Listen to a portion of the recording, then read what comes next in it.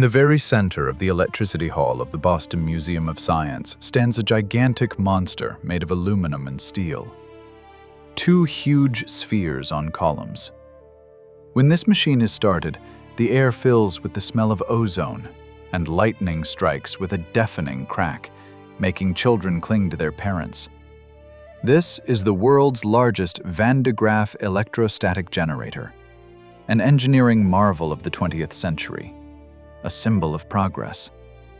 But the plaque next to the exhibit is silent about the main thing. This generator was not built by the state, not by a university. It was created in the private estate of a man who tried to drown the pain in his soul with the roar of artificial lightning. The man was called Colonel Edward Green, for friends simply Ned. Imagine a man weighing 130 kilograms. He rides around in a gold-inlaid car that in 1920 costs more than an entire block of residential buildings.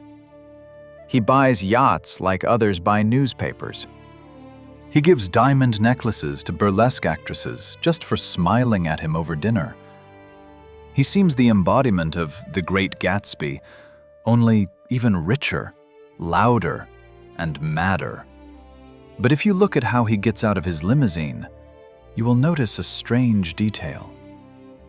Ned Green does not walk. He hobbles. Heavily, painfully. Every step comes to him with difficulty. Under his expensive trousers, tailored by the best London tailors, hides a crude cork. He has no left leg. He lost it not in war, not in a heroic battle, not in a car accident. He lost his leg as a teenager because his mother, the richest woman in the history of the United States of America, refused to pay $150 to a private doctor. Welcome to the story of the Green family. A story where a fortune of $5 billion in today's money could not buy a bottle of antiseptic. This is not just a biography. This is a court transcript of a crime that stretched over 50 years.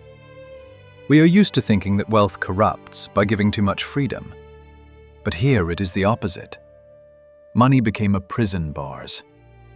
The main heroine of this tragedy was called Henrietta Howland Robinson Green. The whole world knew her by another name, Hetty, or even shorter, the Witch of Wall Street. She owned skyscrapers in Chicago, railroads in Texas, and gold mines in California. In the early 20th century, she could save the New York stock market from collapse with a single check. And she did it. Bankers, men in expensive suits, trembled before her. When she entered the board of directors, conversations fell silent. But here's the paradox. Possessing liquidity exceeding the reserves of the U.S. Treasury, Hetty Green lived worse than a poor dockside washerwoman. Look at the documents.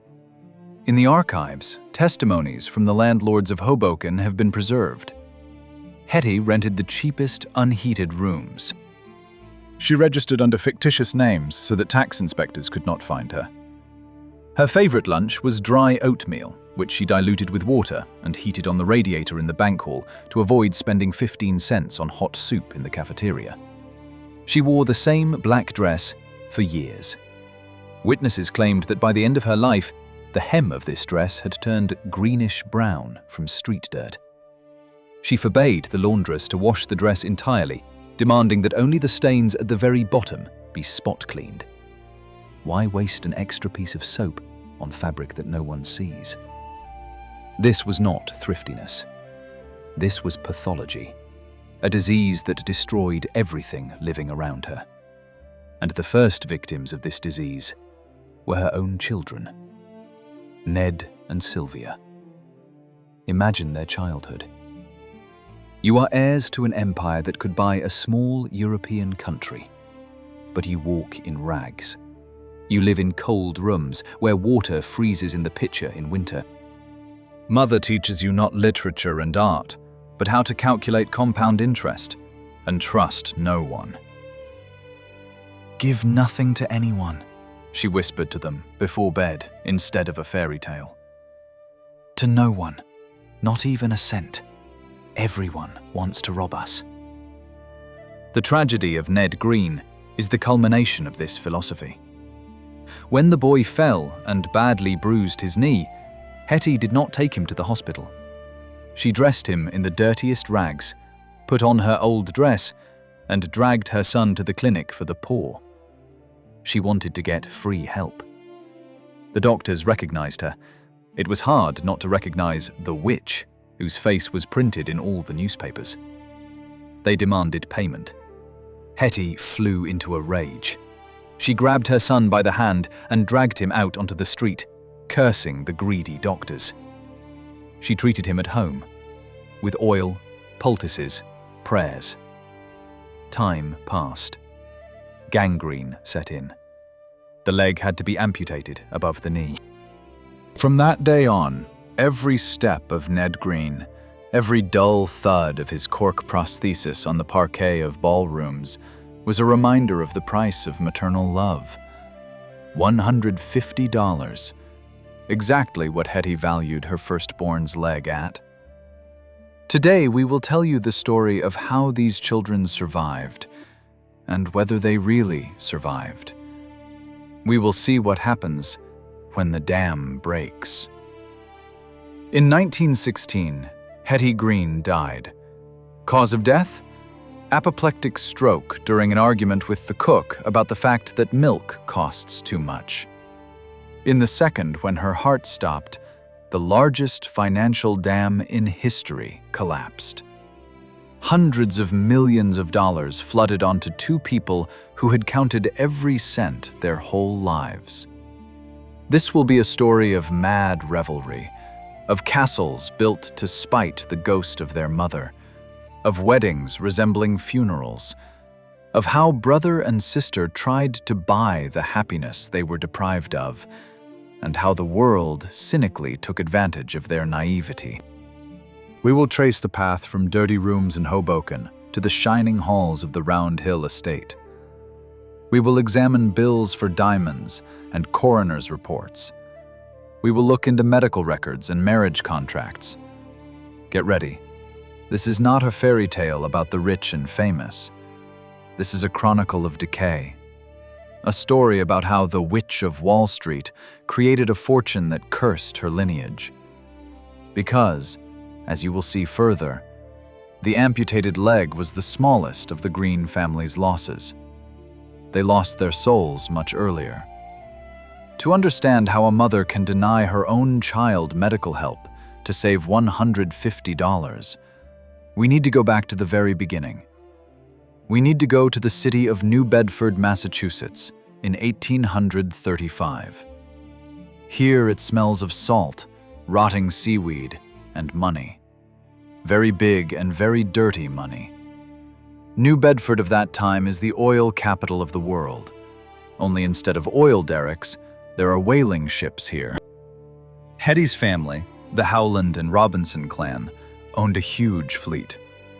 Their fortune was built on whale oil, which lit lamps in homes across America until kerosene and electricity were invented. Hetty's father, Edward Mott Robinson, bore the nickname Black Hawk. This was a man with icy eyes who believed only in two things: discipline, and that any person will try to deceive you if you show weakness. He did not want a daughter. He wanted a son, an heir. But Henrietta was born. Instead of teaching the girl embroidery or piano playing, as was done in decent families, he decided to make her his clone. Imagine a little 6-year-old girl. She sits in a dark room next to her grandfather, Gideon Howland. Grandfather is almost blind and cannot read. Hetty's duty is to read aloud to him every morning. But not Grimm's fairy tales and not biblical parables. She reads him stock exchange reports, stock quotes, prices for barrels of fat, bond rates. By the age of 8, Hetty Green already understood the difference between bulls and bears. By the age of 13, she was keeping the books for the family firm. While her peers dreamed of balls and suitors, Hetty dreamed of compound interest. One episode from her youth perfectly describes her entire later life. When Hetty turned 20, her father gave her $1,200, a huge sum at the time, to refresh her wardrobe. He wanted her to look presentable and find a rich husband. Hetty took the money, but she did not go to the dressmaker. She did not buy a single ribbon, a single dress. In her old clothes, she went to the bank and bought government bonds with the entire sum. Already then, she formulated a rule that would become law for her children. Things rot and lose value. Money, if invested properly, lives forever. But the real turning point in her psyche came after the death of her father and aunt. Hetty expected to inherit the entire Howland family fortune, about $2 million of that time. But the aunt left a will, under which most of the money went to charity and other relatives. Hetty could not bear it. A lawsuit began that entered jurisprudence textbooks as Robinson v. Mandel. Hetty presented the court with another will, allegedly later, in which everything went to her. Experts of that time, armed with microscopes, proved the aunt's signature was forged. It was a crude tracing. Hetty lost the case. Her name was disgraced, but she managed to wrest her lawful share from her father and flee to New York. This moment forever cemented her paranoia. She decided, the world is a battlefield. Lawyers are thieves, judges are bribe takers, relatives are traitors. The only protection is cash. Lots of cash. It was then that she met Edward Green. He was the complete opposite of her father, a rich, languid, luxury-loving gentleman from Vermont. He spent money easily, loved expensive cigars and good food. Hetty married him, but before the altar, she committed an act unheard of for the 19th century. She forced him to renounce all rights to her money. They married in 1867, but their fortunes remained separate. Hetty loved Edward as much as she could love anyone at all, but she loved her assets more. While Edward played the stock market like a gambler, Hetty worked like a sniper. Her strategy was brilliantly simple and ruthless. When panic broke out in America, when banks collapsed and millionaires jumped out of windows, Hetty Green went hunting. She kept huge sums in cash. Bankrupt magnates crawled to her as to the last resort. "I need money, Hetty, or I'll be ruined," they said. "Fine," she replied, "but I'll take all your buildings as collateral, and the interest will be usurious." She bought up railroads when they cost pennies. She bought up government bonds after the Civil War, when everyone thought America would fall apart. By the beginning of the 20th century, she had become a financial titan. But inside, she remained that same frightened girl from New Bedford, whom her father had drilled with the idea that spending means showing weakness. Hetty Green built nothing physical. She did not erect bridges, did not build factories, did not create museums. She only accumulated numbers in accounting books. Her empire was invisible. She didn't even have her own office. For decades, the richest woman in the world came to the chemical bank on Broadway. They gave her a table in the common hall just so she would keep her accounts with them. She spread out her papers right on the floor, surrounded by old suitcases. She worked 12 hours a day, recounting dividends. And at home in Hoboken, her children were waiting. Ned and Sylvia. They grew up in the shadow of this invisible empire, watching their mother darn the same stockings, having the ability to buy a factory that produced them. They did not yet know that soon their father, Edward Green, would go bankrupt due to risky investments. And then they would see the true face of their mother. When her husband asked her for help, Hetty Green would make a choice that would finally divide her life into before and after. She would throw him out of the house. But that would come later, and for now, at the end of the 19th century, the Green fortune grew like a cancerous tumor, devouring everything human that had been in this family. The Gilded Age dawned, and for Hetty's children, it would become a golden cage. To feel the full horror of the Green children's situation, you need to look around. It is the 1890s. America is experiencing what Mark Twain sarcastically called the Gilded Age. This is a time when wealth stopped being just numbers in an account and turned into a screaming, blinding spectacle. Just a few miles from Hetty Green's dirty rooms on Fifth Avenue, Cornelius Vanderbilt II is finishing his mansion. It has 130 rooms. His wife, Alice Vanderbilt, appears at a costume ball in an electric light dress that literally sparkles from built-in batteries, and her head is crowned with a diamond tiara. The Greens' neighbors, Astor, Rockefellers, Morgans, compete in madness. They host dinners where guests are handed cigarettes rolled from $100 bills, and in the center of the table, live swans hide in huge pies. Money flows like a river. New York's air is saturated with champagne and expensive perfumes. Now let's pan the camera to Sylvia and Ned. They are heirs to a fortune that surpasses the capital of many of these revelers. But their life resembles the existence of novices in a medieval monastery more than the life of the golden youth. Sylvia Green, a quiet, frightened girl, lives with her mother in a boarding house. She has no friends. She is forbidden to invite guests. Hetty instilled in her daughter that any man who looks at her is only hunting for their millions. Sylvia wears dresses remade from her mother's old things and shoes that pinch because Hetty bought them at a clearance sale of unsold stock. While her peers, the dollar princesses, go to Europe to marry British dukes, Sylvia learns to be invisible. She becomes her mother's shadow.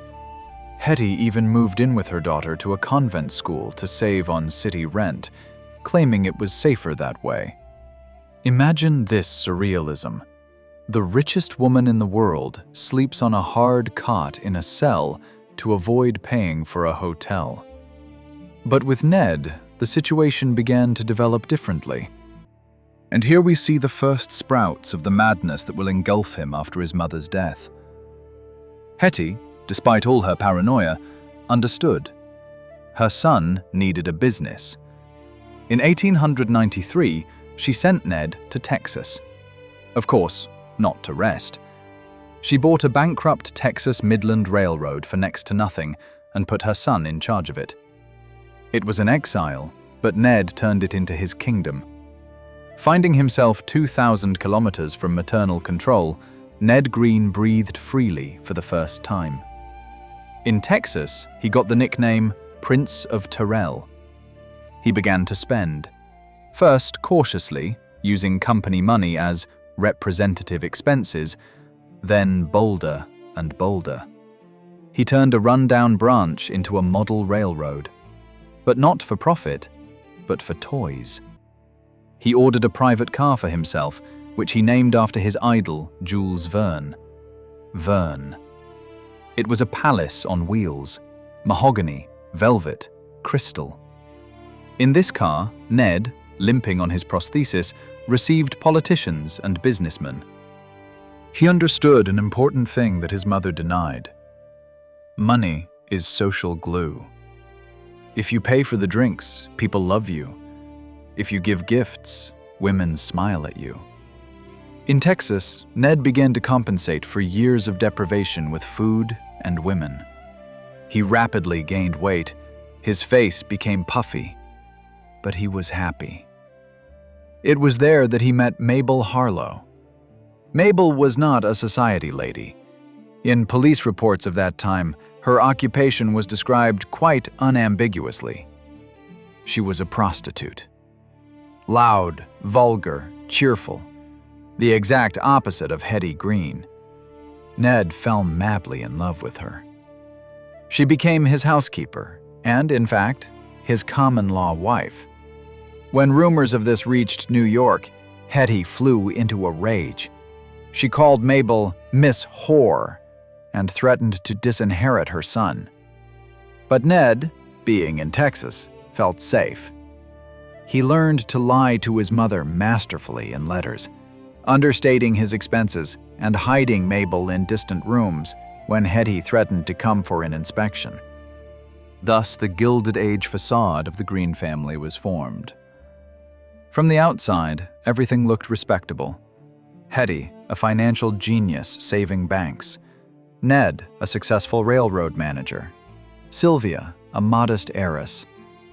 But inside, the structure had already rotted. Ned became a pathological liar and glutton, drowning the pain from childhood traumas with alcohol and shopping. Sylvia turned into a sociopath afraid of her own shadow. And Hetty, aging, plunged deeper into the madness of miserliness, not noticing that she had lost connection with her children. She thought she was building a dynasty. In fact, she was building a prison from which her children dreamed of escaping. And the only way out for them was their mother's death. But before that moment, they had to go through one more humiliation. Hetty's attempt to buy them a place in high society that despised them. The 20th century was dawning. An era when the Greens' money would grow even larger, and the chasm between mother and children insurmountable. In the next part, we will see how the Witch of Wall Street tried to enter the social war with the New York elite, and how brutally she was rejected. New York, at the beginning of the 20th century, was not just a city. It was a battlefield where blood was replaced by ink on checkbooks and artillery salvos by invitations to balls. And in this war, Hetty Green had the most powerful arsenal. But she lost every battle. To understand the scale of the humiliation, you need to know the name of the main enemy. Her name was Caroline Astor, or simply Mrs. Astor. Mrs. Astor was the uncrowned queen of New York. It was she who coined the term the 400. Exactly that many people fit in the ballroom of her mansion. If you were on this list, you existed. If not, you were dust, no matter how much money lay in your accounts. Hetty Green was dozens of times richer than Mrs. Astor. The Astor's fortune was tied to real estate that could fall in price. The Greens' fortune was in gold bonds and cash. Hetty could have bought that ballroom, demolished it, and built a pork warehouse in its place just to laugh. But the doors of high society were tightly closed to her. The new money versus old money conflict didn't work here. Hetty, née Robinson, came from an ancient line of Quaker whalers. Her blood was bluer than that of many upstarts on Fifth Avenue.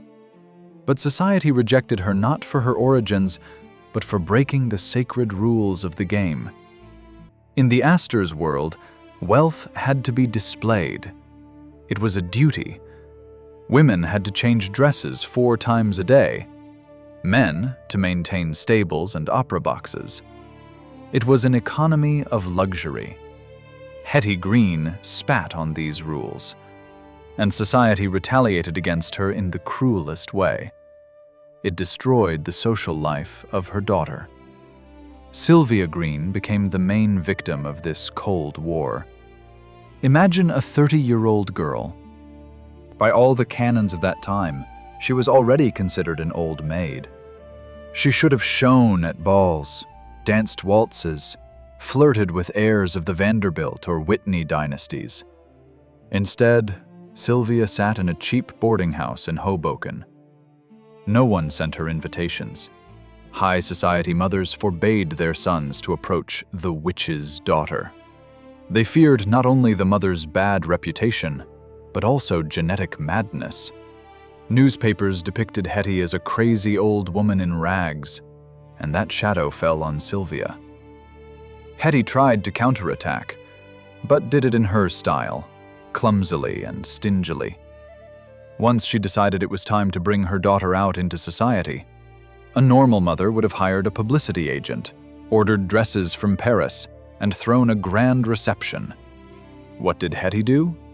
She brought Sylvia to a reception at a hotel, dressed in a dress that was clearly out of fashion by 10 years.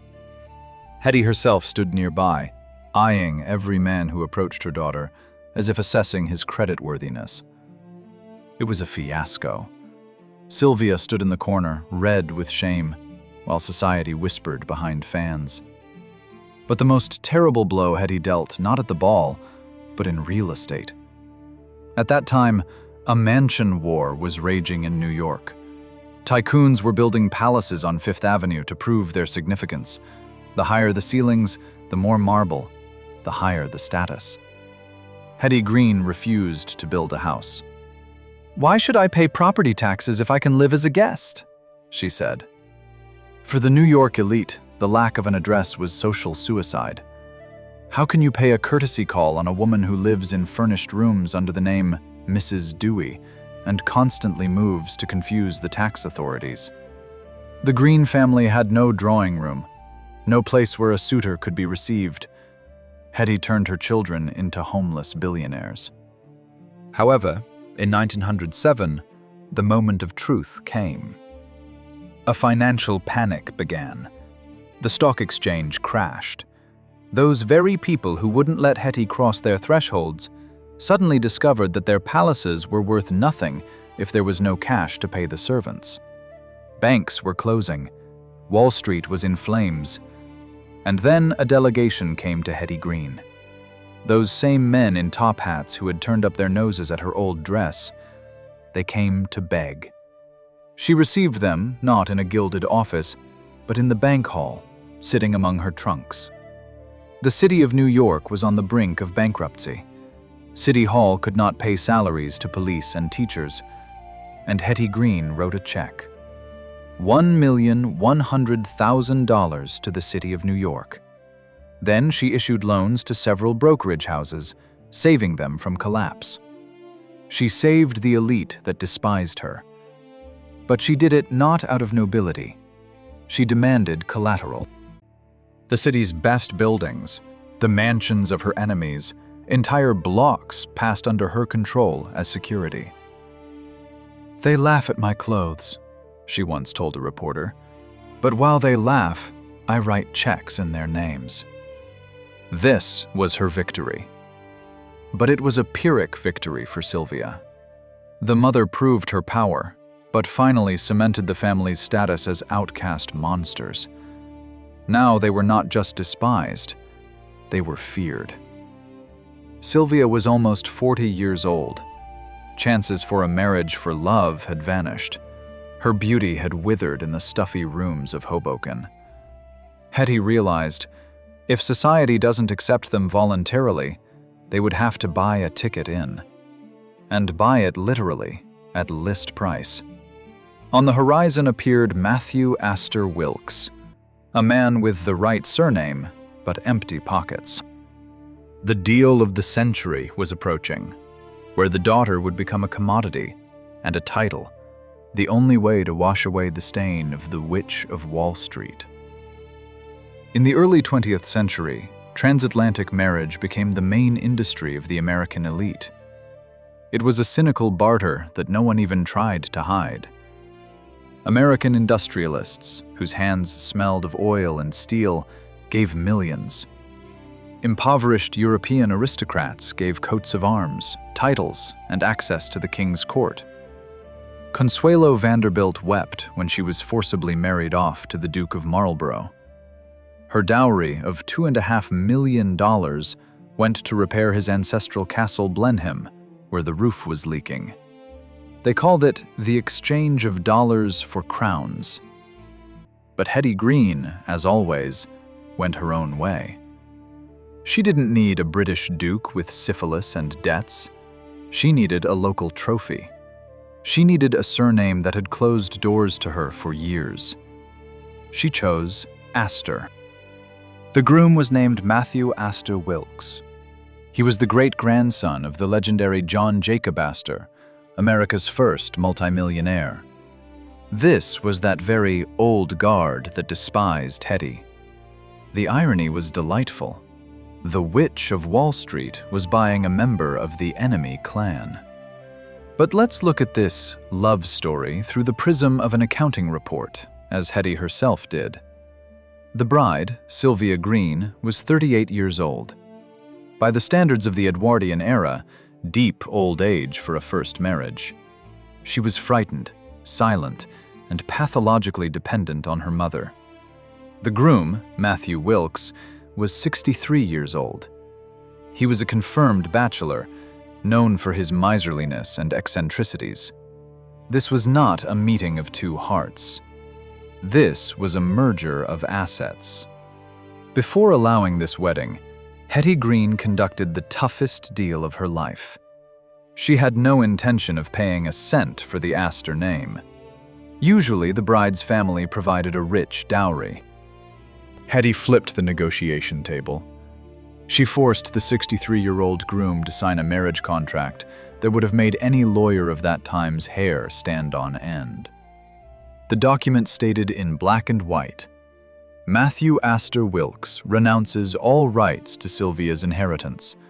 Neither during life nor after death would he receive a cent from the Green Empire. Moreover, Hetty broke one more tradition. She refused to pay the wedding $5,000 that were usually given to the groom for minor expenses. "He's rich enough as it is. Why does he need my money?" Hetty declared to the press. And Wilkes, who himself owned a fortune of $2 million, nothing compared to the Green capital, but enough for a comfortable life, agreed. Why? Perhaps he found a kindred spirit in Sylvia, equally lonely and downtrodden figure. Or maybe he was simply afraid to contradict Hetty. The wedding day, February 23, 1909, became the apotheosis of miserliness. Forget about the lavish Vanderbilt celebrations with thousands of orchids and oysters delivered on ice. The wedding of the heiress to the world's largest fortune took place in a modest house in Morristown, New Jersey. There was effectively no guest list, no reporters, no bridesmaids in silks. Sylvia walked to the altar not in a couture dress, but in a simple outfit that could have been worn to a Sunday service. She wore none of the famous Astor jewels. The only adornment was the fear in her eyes. Banquet? There was none. Hetty Green had no intention of feeding a crowd of idlers. There was a modest breakfast for the closest relatives. The menu has not survived, but knowing Hetty, one can assume that champagne did not flow like a river. This event looked not like a celebration, but like the transfer of a prisoner from one prison to another. Sylvia changed her surname from Green to Wilkes, but the leash remained the same. Now she had two overseers, her mother and her elderly husband. However, for Hetty, this was a triumph. She proved to New York that she could buy even an Astor, and at the same time protect her assets with a reinforced concrete contract. But while Sylvia disappeared into the shadow of her old husband, at the other end of the country, in Texas, her brother Ned watched this farce in horror. He understood.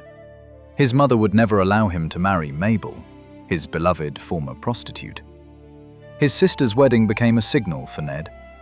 He realized that as long as his mother lived, he would never be officially happy.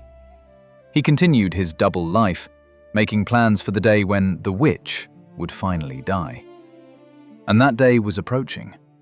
Hetty was aging. Her paranoia was intensifying. She moved from apartment to apartment more frequently, wearing a bunch of keys to bank vaults under her dress on her chest. She felt she was losing control.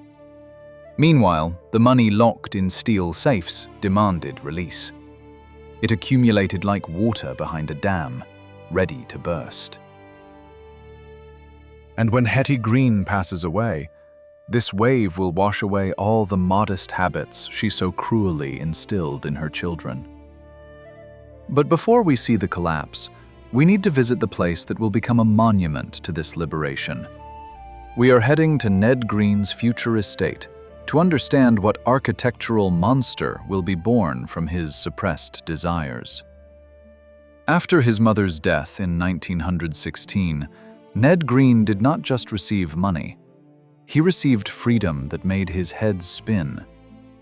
His reaction to 50 years of life in the shadow of the world's stingiest woman was the construction of one of the strangest and most magnificent estates in American history. Welcome to Round Hill, Massachusetts. If Hetty Green was an invisible woman who hid her wealth in bank vaults, then Ned decided to turn his pockets inside out and lay out all the contents for public viewing. He bought 270 acres of land on the Atlantic coast. This was not just a summer home. This was a sovereign state of one man. The main house was a monster of stone and glass. It had 60 rooms. But numbers do not convey the essence. This house was not built for a family because Ned and Mabel had no children. It was built for things. Ned suffered from what psychologists would call compensatory hoarding. In childhood, he had no toys. Now his toys became entire buildings and ships. The most insane exhibit of his collection was right on the beach. Ned bought a real 19th century whaling ship, Charles Morgan, the very type of vessel on which his grandfather earned his first million. A normal collector would put a model ship on a shelf. Ned ordered a real ship, weighing hundreds of tons, to be pulled out of the water and embedded in the sand next to the house. He hired a team of former sailors whose only job was to scrub the deck and raise the sails every morning on a ship that would never sail again. This was a monument to his loneliness. A ship stuck in the sand, just as Ned himself was stuck in his mutilated body and traumatized past. But Round Hill was not only a museum, it was a technological utopia. Ned Green was obsessed with progress. He built his own radio station on the estate grounds. Its call sign was WMAF. Huge radio masts towered over the mansion, sending signals into the void. At that time, radio was a novelty. Ned spent millions of dollars inviting jazz orchestras and opera singers to perform in his private studio. He broadcast music to neighbors. Sometimes he himself sat at the microphone and spoke. Imagine this picture. Night. The huge estate is flooded with electric light, for which Hetty would have strangled her son with her own hands. In the studio sits a heavy man with one leg, speaking into the microphone, hoping that someone in the darkness will hear him. To service this madness required an army. More than 200 people worked at Round Hill. But these were not the prim British butlers we see in the series Downton Abbey. This was a mixture of a circus and a scientific laboratory. There were engineers maintaining the world's first particle accelerator, which Ned allowed scientists from the Massachusetts Institute of Technology to build right on his lawn. There were mechanics for his fleet of cars. There were pilots for his private airfield. Yes, he had his own airport. Ned Green, a man who could barely walk 50 meters, adored aviation. He couldn't fly himself, so he hired others to fly for him. He sat for hours in a chair on the veranda, watching planes take off and land. Inside the house reigned the atmosphere of an expensive hotel from which all the guests had checked out. The interiors were overloaded. Ming Dynasty Chinese vases neighbored stuffed animals. The walls were hung with paintings that Ned bought in bulk without looking. Servants recalled that the house was always cold, despite the powerful heating. The spaces were too vast. Ned's relationships with the staff were strange. He paid generously. He gave employees cars for Christmas, but he never remembered their names. To him, they were mechanisms, just like his radio station or lightning generator. There was no coziness in this house. Pies were not baked here on Sundays. Here, the cooks prepared banquet dishes from the menu, even if only Ned and Mabel sat at the table. Special attention should be paid to the logistics of the master's movement. Due to the amputated leg and enormous weight, Ned could not walk around his estate. He ordered special small electric cars resembling golf carts. On these little vehicles, he raced through the house corridors and park paths. Servants were ordered to hug the walls when they heard the motor humming. "The Colonel is coming," they whispered. There was bitter irony in this. Hetty Green walked on foot to save 5 cents on the omnibus. Her son built a city through which you had to drive a car to get from the bedroom to the library.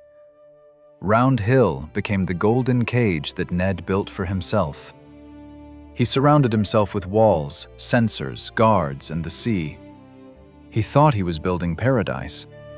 In fact, he was building scenery for the next act of the tragedy. Because even the thickest walls of Italian marble could not protect from what was happening inside the family. Behind the facade of technological wonder and endless party lurked rot. Alcohol, drugs, and strange sexual pursuits had already begun to destroy the inhabitants of this palace. While the radio masts sent music into the ether, a catastrophe was brewing inside the house. If you sail past the Round Hill estate by boat in the 1920s, you will see a perfect picture. Snow-white yachts, sparkling lights, laughter, jazz orchestra music carrying over the water. But if you go ashore and peek behind the thick velvet curtains of the mansion, you will smell something entirely different. It was the smell of stale cigar smoke, expensive alcohol, and human despair. By the mid-1920s, Ned Green had turned his house not just into a technological wonder, but into an elite den. Psychologists would say he was trying to fill the inner void formed in childhood. But the void was the size of the Grand Canyon, and Ned threw millions into it, trying to reach the bottom. His first addiction was pornography. While other magnates collected impressionists or rare manuscripts, Ned Green assembled one of the most extensive collections of erotica in the world. He had entire rooms filled with French postcards, the first underground erotic films, and literature of dubious content. This was not the hobby of a connoisseur. This was the voyeurism of a man who physically could not enjoy a full life. His body, weighing nearly 150 kilograms, and his missing leg made him a prisoner of his chair. He could only watch. But it didn't stop at pictures. A strange category of guests appeared at Round Hill. Ned called them his wards. They were young girls, chorus line actresses, aspiring singers, just pretty high school girls from poor families. He housed them in the guest wings. He paid their bills. He gave them Tiffany jewels just for dining with him. Officially, this was charity. In reality, it was the purchase of an illusion of youth and love. Ned Green, the son of a woman who wouldn't give anyone a cent, now bought human attention at list price. "Smile for me, darling, and this necklace is yours." This phrase became the motto of his evenings. And what about Mabel, his wife, the former prostitute who became mistress of the palace? She plunged into her own darkness. Mabel drank. She drank a lot and terribly, trying to live up to a status that wasn't hers. Witnesses described scenes worthy of horror films. The lady of the house, draped in diamonds the size of quail eggs, staggered unsteadily through the halls, cursing the servants with profanity she had learned in Texas brothels. High society, which sometimes peeked into Round Hill out of curiosity, looked at it like a freak show. But if Ned's rot was loud and vulgar, then his sister Sylvia's rot was quiet and sterile. After the death of her old husband, Matthew Wilkes, in 1926, Sylvia was left alone. And it was then that the Hetty green gene awakened in her with monstrous force. Sylvia was richer than her brother. She had about $90 million in her accounts, but she began to turn into a ghost. She did not start buying up yachts, she began buying up castles. She was afraid of microbes. She was afraid of people. She was afraid that she would be killed for her inheritance. Her apartment on Fifth Avenue turned into a bunker. The windows were always curtained. The furniture was covered with white dust cloths, like in a house of the dead. Sylvia wore gloves so as not to touch door handles. She fired almost all the servants, leaving only the oldest and most trusted ones, whom she had known for decades. In her refrigerator, just like her mother's, there was often nothing but the simplest food: crackers, milk, eggs. A woman who could buy any restaurant chain in New York ate like a pensioner on Social Security. Sylvia's tragedy was that she voluntarily returned to that prison from which her mother's death had briefly released her. Only now, the jailer was herself. A chasm grew between brother and sister. Ned despised Sylvia's reclusiveness. Sylvia was horrified by Ned's debauchery. They almost stopped communicating, although they were bound by a common financial umbilical cord. By the beginning of the 30s, Ned's health began to deteriorate rapidly. Diabetes, obesity, heart problems. His one remaining leg could no longer bear the weight of his body. He moved only in a wheelchair or his electric cars. But even in the face of death, he continued his mad spectacle.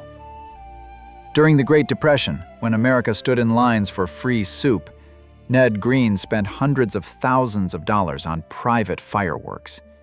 He launched them over his estate simply because he was bored. Local residents who had lost jobs and homes stood at the Round Hill fence and watched money explode in the sky. This no longer caused envy, but hatred. Sarcastic articles began appearing in newspapers.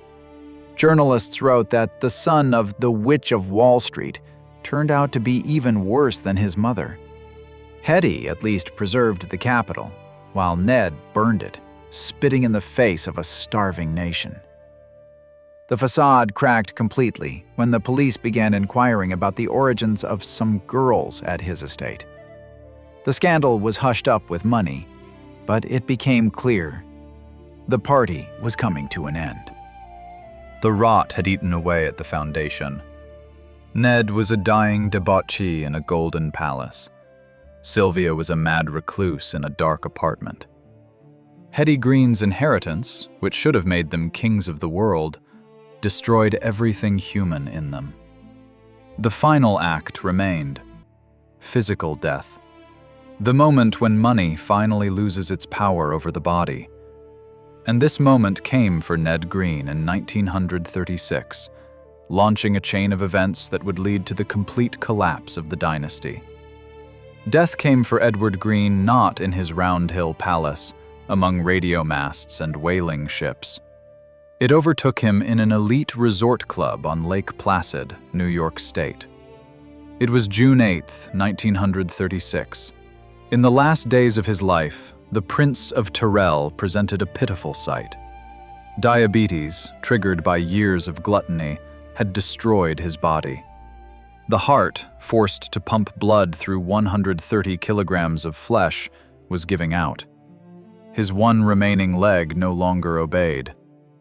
Around his bed bustled nurses, whom he paid a fortune, but who looked at him with professional indifference.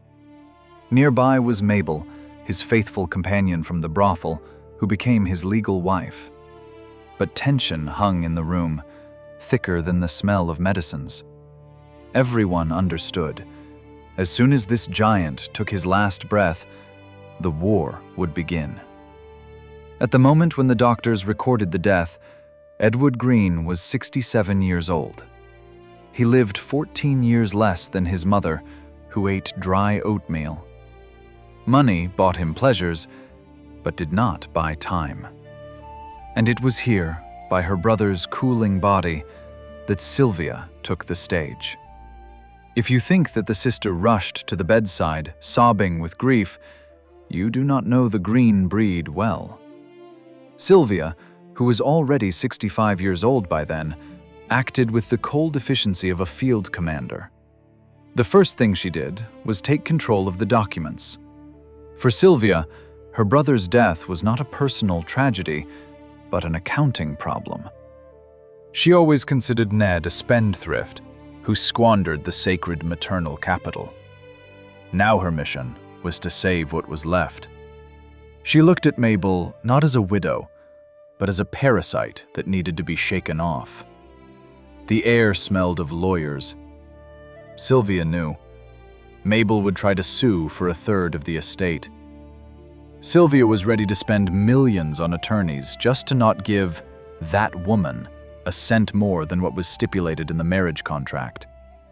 But the real tragedy played out not in the deceased's bedroom, but in the Supreme Court of the United States of America. Ned Green's death provoked one of the most absurd and famous court cases in U.S. financial history, known as Texas versus Florida. All his life, Ned played the game his mother taught him: evade taxes.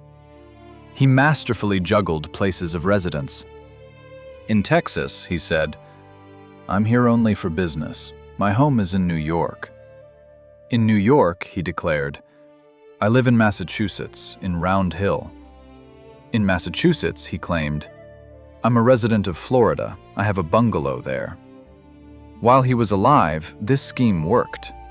No state could prove he was its citizen, and Ned paid no income taxes anywhere.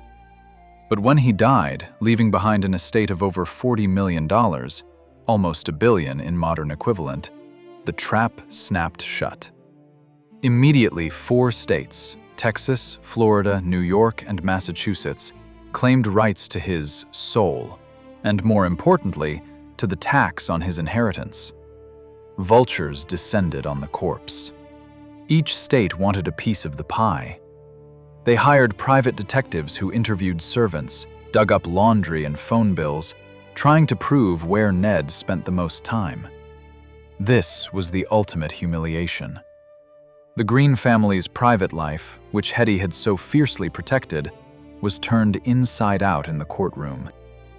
Newspapers printed lists of his mistresses, menus of his dinners, inventories of his pornographic collection. All the dirty laundry was hung on the flagpole in front of the whole country. In the end, the Supreme Court ruled that Ned's permanent residence was Massachusetts. The state got its huge tax. The federal government took even more. Of Ned's $44 million estate, $37 million went to taxes. Ponder this figure: $37 million. Almost 85% of everything he had. The empire that Hetty Green collected penny by penny, denying herself hot food and medicine, was destroyed by a single stroke of a judge's pen. What Hetty sacrificed her son's leg, her daughter's health, and her own reputation for, simply dissolved into the state treasury. Sylvia watched this collapse in horror. For her, it was confirmation of all her mother's prophecies. The world wants to rob us. She received the remnants of her brother's estate, about $7 million, but along with the money, she received his things, and this became the final point in the history of Round Hill. Sylvia hated her brother's estate. She hated its scale, its vulgarity, its openness. As soon as the legal formalities were settled, she ordered the sale to begin. This was not just a sale of assets, this was a purge. Sylvia was ridding herself of memories of her brother like the plague. Unique collections of stamps and coins went under the hammer. Yachts were sold for next to nothing.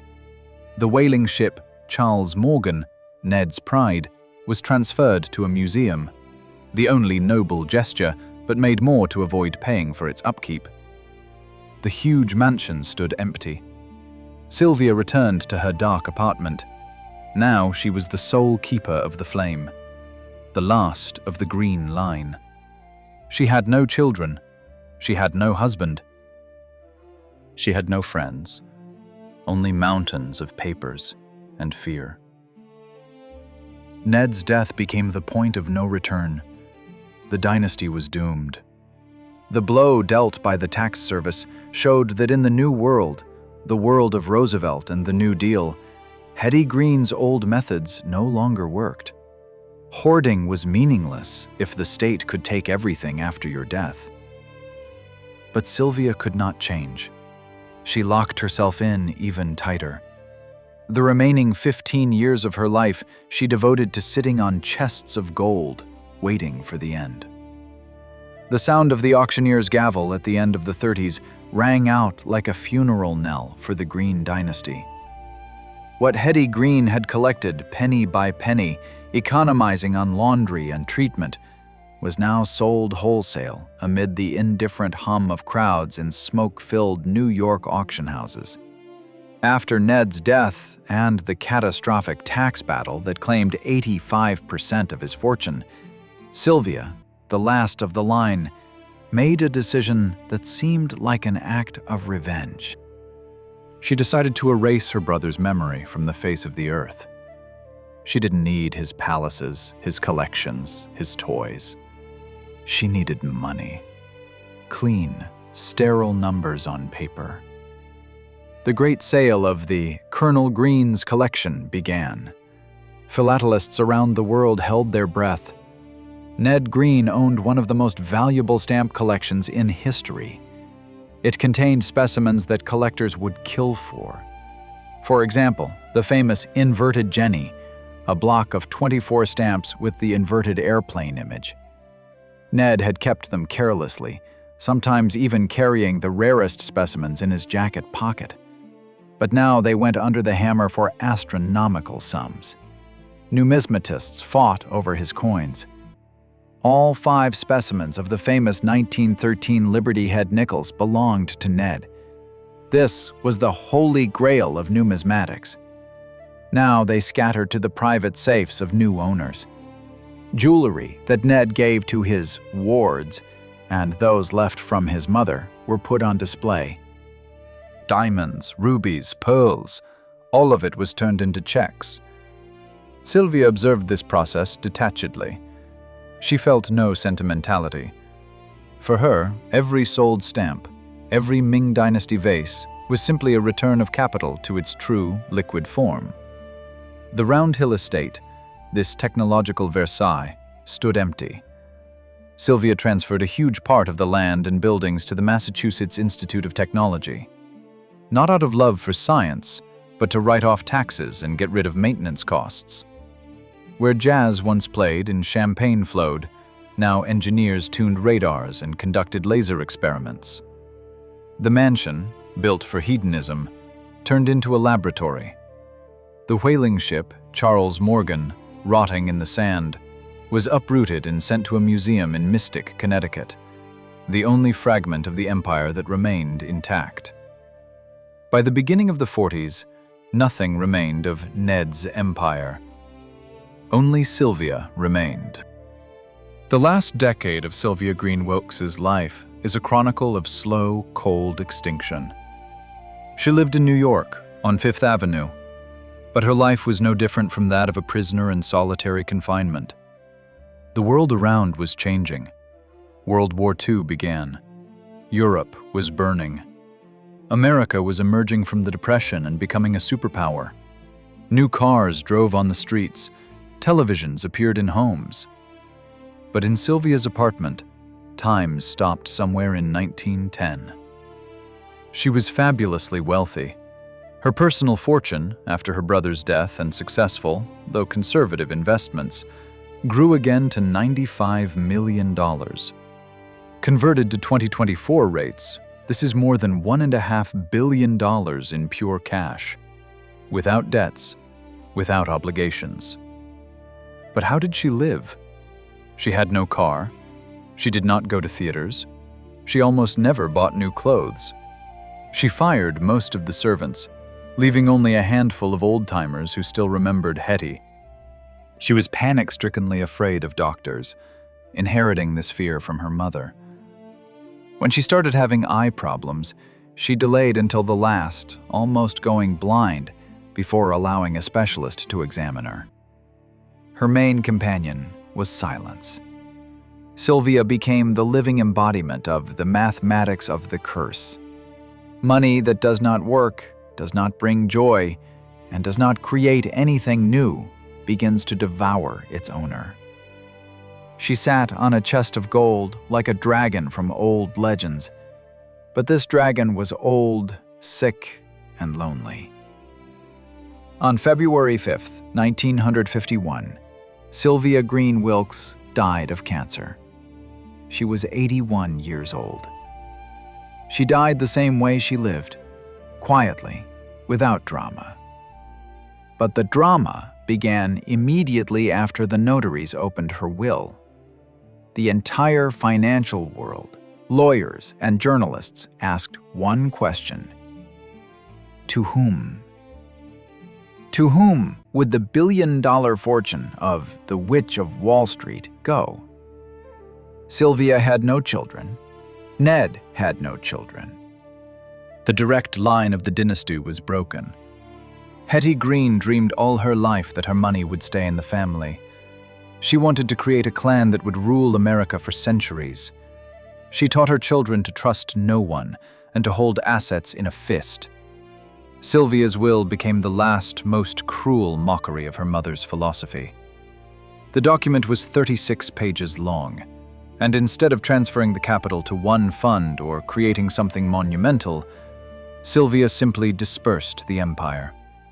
She bequeathed her millions to a list of 119 beneficiaries. This list included distant cousins whose existence Hetty would not even have suspected. Third cousins once removed, fourth cousins, people who had never seen Sylvia in person. Some of them lived in poverty in small towns and suddenly received checks for $500,000 or $1 million, fainting right at the post office. She gave money to churches, hospitals, libraries. $3 million, a huge sum, went to the New Bedford Fire Department, the city that Hetty hated and from which she fled in her youth. This was a fireworks display of generosity, but there was no strategy in it. This was the destruction of capital concentration. What Hetty collected for 80 years, what she sacrificed her son's leg and daughter's happiness for, was shattered into small fragments in one day. The huge iceberg of the green fortune split into thousands of small ice floes, which immediately melted in the ocean of the American economy. The state took its share again. Sylvia's inheritance tax amounted to several more tens of millions of dollars. The federal government rejoiced. Newspapers came out with headlines, "The End of the Green Era." By the mid-50s, from the fortune that once could crash the U.S. stock market, no single center remained. It dissolved. Cousins bought houses and cars. Hospitals built new wings. Fire departments bought new trucks. The great river turned into streams and then dried up. In Sylvia's apartment on Fifth Avenue, an inventory was conducted. Among the old furniture and dusty drapes, they found her mother's chest. It did not contain diamonds.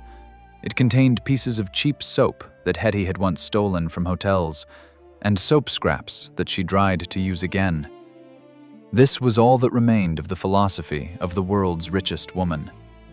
Soap scraps and $1.5 billion given away to strangers. The story has come to an end. The dynasty that was supposed to become the American Rothschilds vanished, leaving behind neither a name nor gratitude. But before lowering the curtain, we need to take one last step. We need to look at the modern world and find those few traces that still remain. Because the energy of such money does not disappear without a trace. It changes form.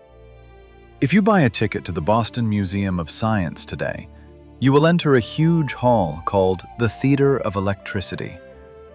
The lights go out. The announcer asks you to cover your ears with your hands. And then the giant aluminum spheres begin to hum. A second later, artificial lightning bolts several meters long strike into the air with a dry crack. Children squeal with delight. Adults film it on their smartphones. This is that very Van de Graaff generator. That very monster that Ned Green built in his Round Hill hangar to entertain guests and drown out the silence of his loneliness. This is the loudest and most visible monument to the Green family left on Earth. And there is great irony in this. Hetty Green hated electricity. She considered it an unnecessary waste of money. She hated entertainment. She hated science if it did not bring immediate profit. But it was precisely her son's toy, bought with her money, that became the main educational attraction of New England. Every lightning bolt that strikes in this museum today is the sound of the Witch of Wall Street's dollars burning away. But let's leave the museum and drive 100 miles south to the city of Mystic, Connecticut. In the famous Seaport Museum stands a majestic black ship with tall masts. This is the Charles Morgan, the only surviving wooden whaling ship of the 19th century.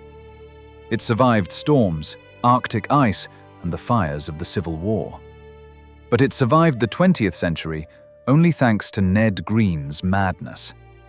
If Ned had not embedded it in the sand on his beach as a garden ornament, the ship would long ago have been sawn up for firewood. Today, tourists walk its deck, unaware that they are trampling boards saved by the whim of a disabled millionaire. And what about the empire itself? Where are those billions today? They are everywhere and nowhere. When Sylvia dispersed the fortune among 119 relatives and institutions, the green money dissolved into the bloodstream of America. Possibly the hospital wing where you were born was built on a grant from this inheritance. Possibly the books in your college library were bought with dividends from stocks that Hetty bought up during the Panic of 1907.